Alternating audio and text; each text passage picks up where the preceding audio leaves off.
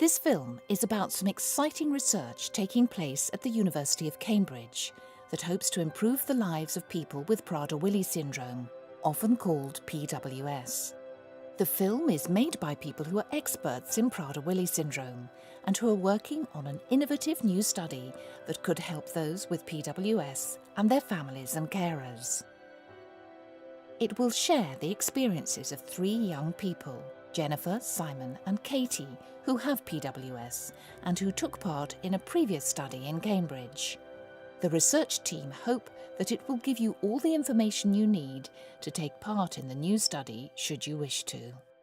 Okay, I'm Jennifer and I've got Prader-Willi Syndrome. I'm also on the mild autistic spectrum. Living with Prader-Willi Syndrome is not easy. There's ups and there's downs. There's good times, there's bad times. It's not easy at all to control the food desires. I can get very depressed about it sometimes and quite angry about why I was given this. Well, my name's Helen Howard. I'm Jennifer's mum. We live in Devon, right on the edge of Dartmoor, which is a beautiful part of the country.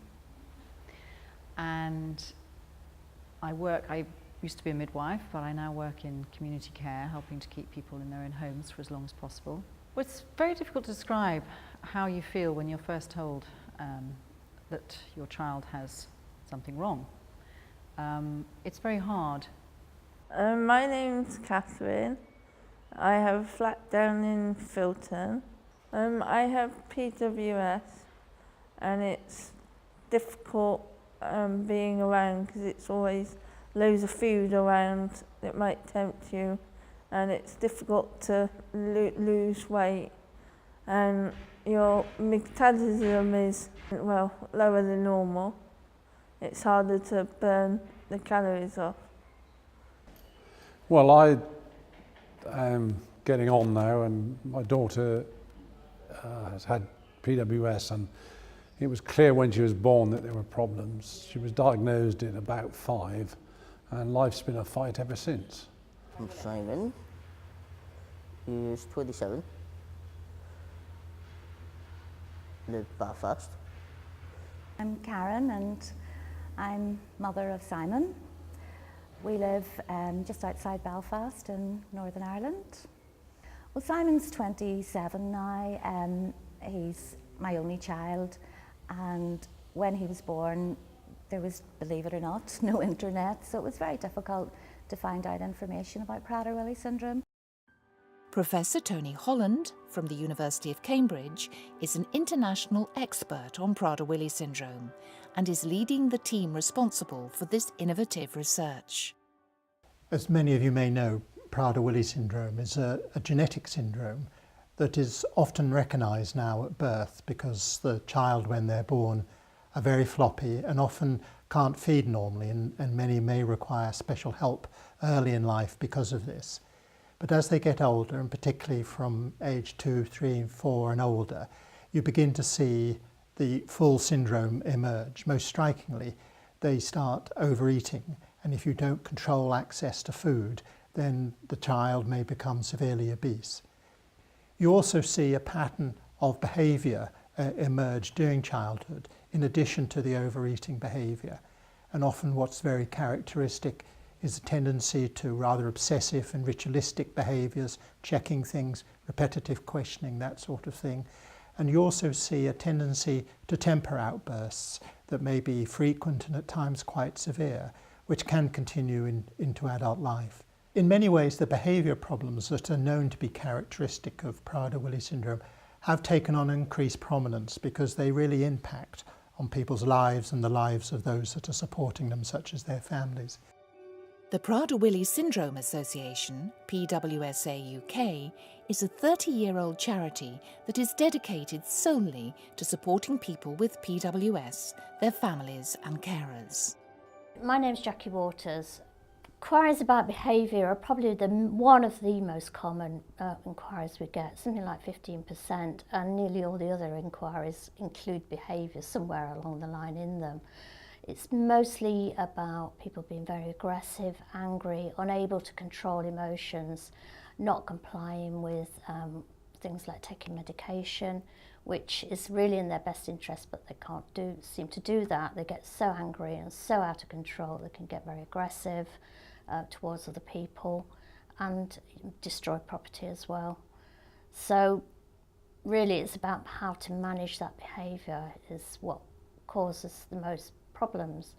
And parents say to us that once they've got the dietary parts of Prader-Willi syndrome under control, it's always behaviour that causes the most problems after that. This trial that we are hoping to undertake really came about because an observation that we made when we undertook a pilot study in which we were using something called vagus nerve stimulation in the hope that it would influence and control the overeating behaviour that is so characteristic of Prader-Willi syndrome. Whilst this vagus nerve stimulation didn't seem to affect the eating very much, there was some indication from what the families said that it may have improved behaviour and perhaps resulted in some reduction in temper outbursts and increased sociability. Now this seemed to be a very interesting observation to us and worthy of further study. So this trial has a very specific aim. The aim here is to see whether vagus nerve stimulation undertaken using a surgically implanted stimulator will or will not result in changes in the severity and also the rates of temper outbursts and some of the other behaviours that are associated with Prader-Willi syndrome. I hadn't heard about this research project until Jennifer came up to me one morning with a piece in the Prader-Willi magazine written by Simon, who's one of the other cohorts of this study. And she was fascinated, absolutely riveted with it. And I wasn't allowed to do anything else with my day until I had sat down and read it too. We both talked about it. We thought it was a very good idea, but it was a limited number on this particular study. So we didn't think that she'd particularly have much of a chance. So we rang up, asked. The association said they'd put us in touch with the relevant team, and everything went from there. Well, partway through the study, bearing in mind that this time the study was focusing on weight loss. Well, we were seeing a sort of plateauing. We weren't really seeing a weight loss, but we were starting to see a huge change in behaviour. And it took us quite by surprise, side effect if you like, but a very positive side effect. We had to sort of think about it quite hard. Was this really happening, or were we dreaming? Sure enough, no, we weren't dreaming. It was real. It was happening. All members of the family were beginning to notice huge changes. Jennifer was so much calmer. She was much, much easier to live with. Life was becoming, dare I say the word, normal? Maybe that's pushing it a bit far, but it was fantastic. The change was truly amazing. You may be wondering what will happen if you decide to take part in this research. Although the research study is fairly complicated, here are the main parts of the study. When you first contact the team, you will receive an information pack containing clear information and resources. Shortly after receiving the information pack, you will be contacted by a member of the team to see if you're interested in taking part in the study. You will receive a telephone call and you'll be asked some simple questions to check your suitability for the study. The research team will arrange to come and visit you at your home to answer any questions or concerns you may have. Next, you'll be asked to visit Cambridge and the clinical research facility at Addenbrooke's Hospital to take part in further screening and to meet with the surgeon, Mr. Garnett.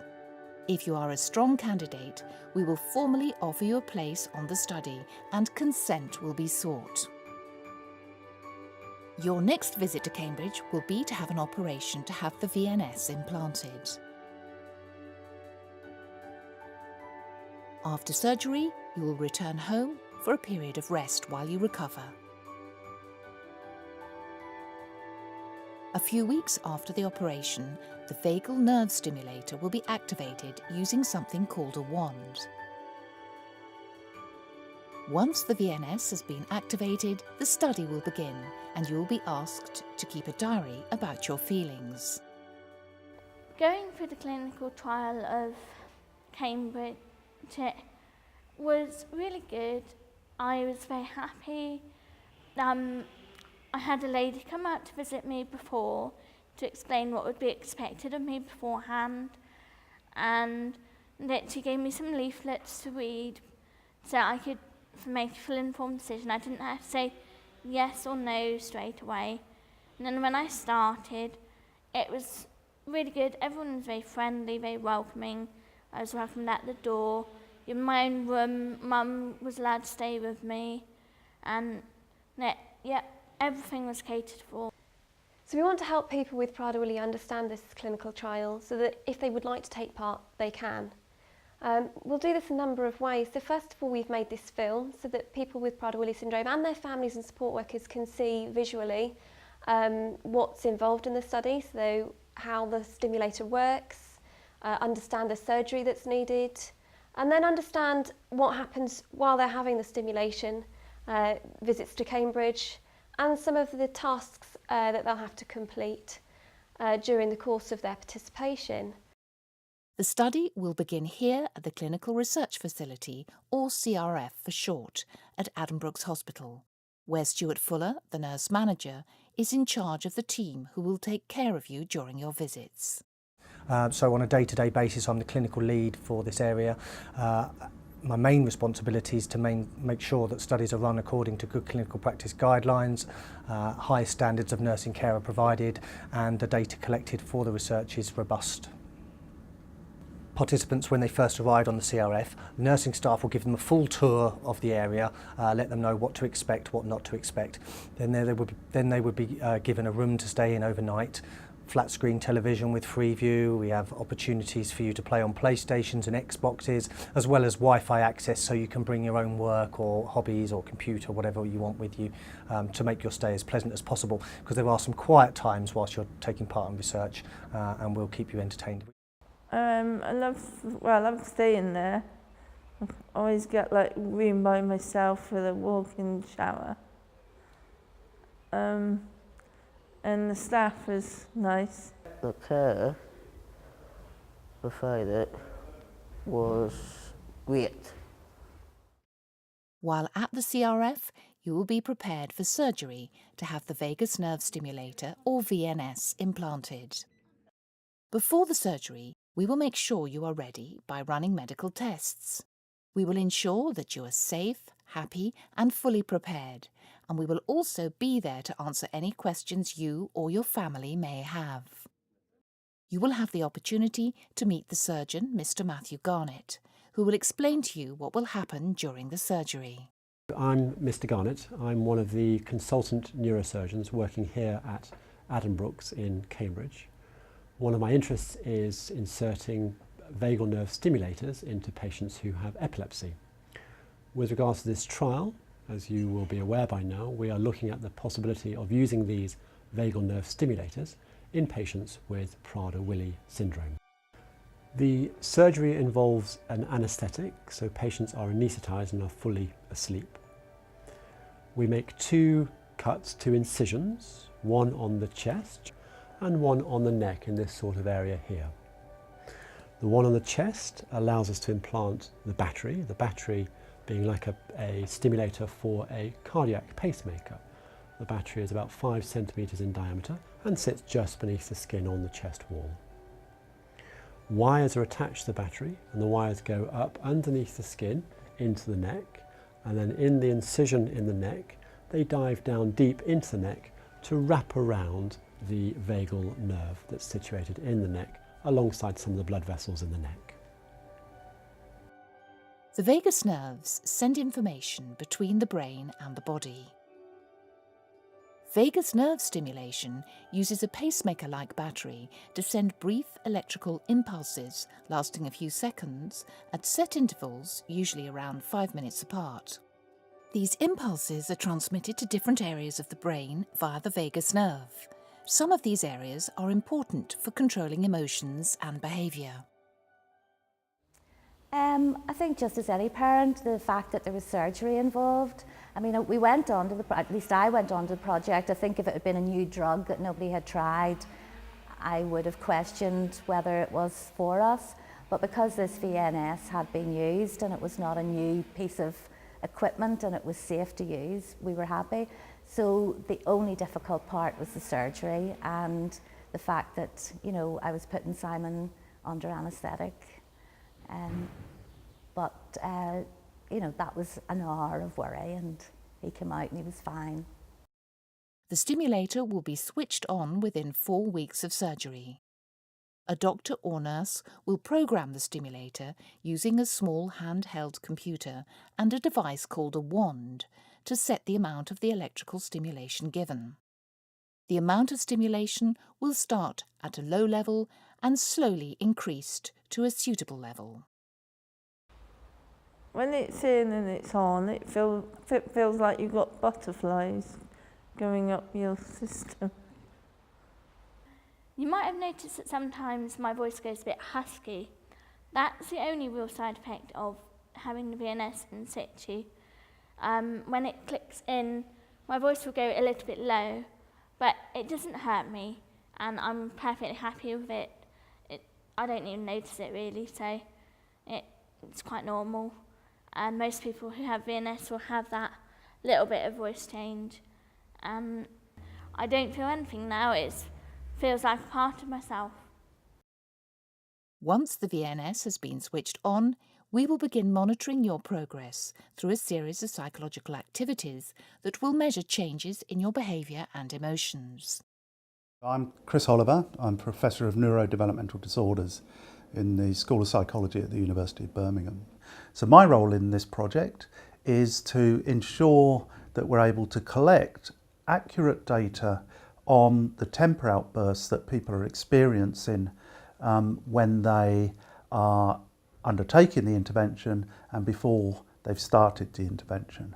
So we need to collect very careful data to make sure that if this is effective, then we can show very clear differences in the levels of temper outbursts that people are experiencing. You will also have the opportunity to visit the Wolfson Brain Imaging Centre, WEBIC, dedicated to imaging function in the human brain, where you will have pictures of your brain taken. If you want, you can take a picture home to show to your friends and family. The duration of the study is no more than 2.5 years, from the time you give consent to take part till the end of the study. During the study, you will be asked to participate in a number of activities as part of the research, including completing behaviour tests, having brain scans, and keeping a diary of how you're feeling. Once the research has come to an end, you will have the choice of continuing with the VNS, or if you choose to, we will switch the VNS off. Adults with Prader-Willi syndrome who choose to take part in the study will receive a lot of support from the research team. First of all, the research team will be available to be contacted at any time by the participants or their carers, families, to discuss any concerns or worries or any questions that people have about the vagus nerve stimulation. Secondly, when people visit Cambridge, they'll be coming to the clinical research facility, which is a special unit specifically designed for research studies like this. So there's a team of very friendly nurses and staff there who are very, very used to clinical trials such as these, are very welcoming and very good at looking after people taking part in these trials. There's also a financial element to taking part in these trials, in that the visits to Cambridge, food while you're here, and all of these things are taken care of by the research team. So anybody who chooses to take part won't incur any financial costs, so they won't be out of pocket in any way.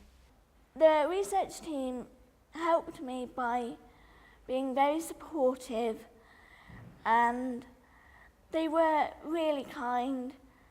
They explained to me what they needed doing. They were always nearby when I had to do different parts of the trial. The team were great, you know, they kept us in contact with us. You know, if we ever had any worries or concerns, they were there to answer them for us. So they were very supportive throughout the whole project, the whole study. And when I read about various research projects that were taking place, I'd always felt that living in Northern Ireland was actually a disadvantage because we had to travel and most things happened over on the mainland. But as I had a conversation with Tony, he said that was absolutely no problem. The travelling expenses would be paid for, and they would do their best to make the journey as simple as possible. Now, at the end of the study, The outcome, we hope, will be that we have demonstrated that vagus nerve stimulation really does have a positive effect and reduces the severity and frequency of these temper outbursts and some of these other behaviours which are so problematic for people with Prader-Willi syndrome and those who support them. This is an exciting time for the research team at the University of Cambridge and for Prader-Willi Syndrome research. Katie, Simon, Jennifer and their parents are keen to share their experiences to help you make an informed decision as to whether this study is right for you. Big impact. It has changed life at home. It has allowed Simon as well to go out and join in activities and clubs. You know, he has a job, he's in paid employment, it is part-time. I don't think Simon could have coped with that prior to the VNS. He is Mr. Chill and I'm the only one that shouts in the house now. It had an impact on her life because she felt more confident after all the travelling. She found the Jesus pool and went swimming and swam a mile, which was a tremendous achievement. And she was proud of that. All those things were very positive. She loved it. I don't think she gained anything from the insertion of the VNS that was positive. Yeah, it's had a very positive impact on my life. You look at me living independently with my husband, that wouldn't have been possible without VNS, so that is one really big thing that it would have definitely not happened without VNS. Thinking of the study, that you never know what the outcome is. Think first before you go into it. Anybody like me should take the trial. Go for it. Think long and hard about it. It could work, it might not. So you really need to think about that before saying definitely to go ahead with it. It's not going to be the magic cure. There isn't a magic cure out there, so don't go believing that this is a magic cure, because it just isn't. And be yourself, be sure that you want to do it. And if you do go ahead, then it's all right to say that you're not feeling comfortable at any point. We hope that you have found this film informative. If you would like to take part or have any questions about this study, please contact the team at this address.